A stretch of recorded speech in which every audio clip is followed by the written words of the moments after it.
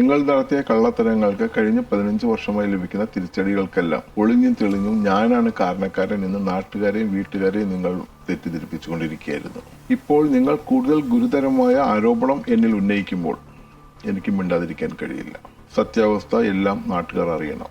അരിയും തിന്ന് ആശീർച്ചിനെയും കടിച്ച് എന്നിട്ട് നായ്ക്കാണ് മുറുമുറുപ്പ് എന്ന പഴഞ്ചൊല്ല് നിങ്ങളുടെ ഇക്കാര്യത്തിൽ തികച്ചും അന്വർത്ഥമാകുകയാണ്. എൻ്റെ പ്രിയപ്പെട്ട അനിയന്മാരായ ജോസ് മൂലൻ, സാജു മൂലൻ, ജോയി മൂലൻ, കഴിഞ്ഞ 15 വർഷങ്ങളായി നിങ്ങൾ എനിക്കെതിരായി ഒളിഞ്ഞും തെളിഞ്ഞും നടത്തിക്കൊണ്ടിരിക്കുന്ന ആരോപണങ്ങൾക്ക് ഇതുവരെ ഞാനൊന്നും മറുപടി പറഞ്ഞില്ല. പക്ഷെ ഇപ്പോൾ ഈ ആരോപണങ്ങൾ കൂടുതൽ വഷളാകുന്ന സ്ഥിതിക്ക് ഇതിന്റെ നിജമായ കൃത്യമായ വസ്തുതകൾ എല്ലാവരും അറിയേണ്ടത് ഇപ്പോൾ ആവശ്യമായിരിക്കുന്നു.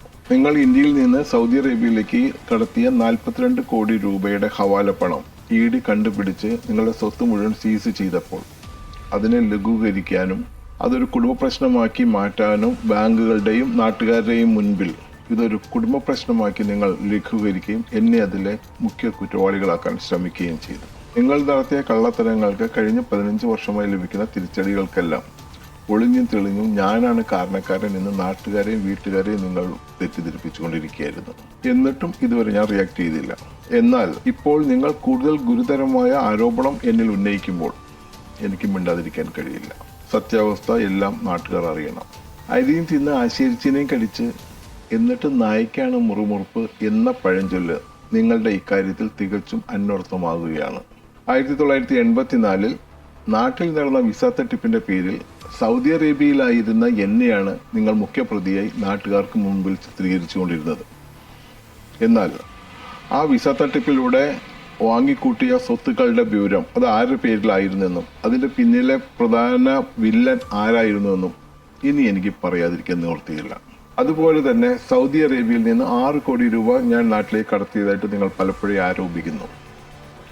ഞാനും സൗദി പൗരനുമായി നടത്തുന്ന കച്ചവടത്തിൽ അദ്ദേഹത്തിന്റെ ഒഫീഷ്യൽ അക്കൗണ്ടിൽ നിന്ന് എൻ്റെ അക്കൗണ്ടിലേക്ക് അയച്ചു തരുന്ന പണത്തിന്റെ കാര്യത്തിൽ അവിടുത്തെ വെറും ശമ്പളക്കാരായ നിങ്ങൾക്ക് എന്ത് അവകാശമാണുള്ളത് ചോദിക്കാനായിട്ട്? ഇത്രയായ സ്ഥിതിക്ക് സത്യാവസ്ഥ മുഴുവൻ നാട്ടുകാർ അറിയേണ്ട സമയമായിട്ടുണ്ട്. ഞാനൊരു പ്രസ് കോൺഫറൻസ് വിളിക്കാൻ പോവുകയാണ്. അവിടെ എല്ലാ ഡോക്യുമെന്റ്സും കൊണ്ടും ഞാനവിടെ വരുന്നുണ്ട്. അതുപോലെ ഇതിൻ്റെ ഫൈനൽ മധ്യസ്ഥനായിരുന്ന ജസ്റ്റിസ് കമാൽ പാഷ തന്ന മീഡിയേഷൻ റിപ്പോർട്ടും എൻ്റെ അപ്പൻ കോടതിയിൽ കൊടുത്ത സത്യവാങ്മൂലവും സൗദിയിലും നാട്ടിലുമുള്ള എല്ലാ ദൃക്സാക്ഷികളും അവിടെ ഉണ്ടായിരിക്കും. ആ പ്രസ് കോൺഫറൻസിലേക്ക് നിങ്ങളെയും ക്ഷണിക്കുന്നു. നാട്ടുകാരുടെ മുമ്പിൽ എന്ത് ചോദ്യവും നിങ്ങൾക്ക് ചോദിക്കാം. കൃത്യമായ ഉത്തരവും ഞാൻ അവിടെ വെച്ച് തരാം. നിങ്ങളുടെ സ്വത്തുക്കൾ മുഴുവൻ ED സീസ് ചെയ്യുന്ന ഓർഡർ ഞാൻ കണ്ടു. ഒരു വലിയേട്ടൻ എന്ന നിലയ്ക്ക് എനിക്കതിൽ ഒരുപാട് വിഷമമുണ്ട്. ഇനിയെങ്കിലും നല്ല രീതിയിൽ കച്ചവടം ചെയ്ത് കിട്ടുന്ന ലാഭത്തിൽ ഒരു വീതം പാവപ്പെട്ടവർക്ക് കൂടി കൊടുക്കാൻ ശ്രമിക്കുക.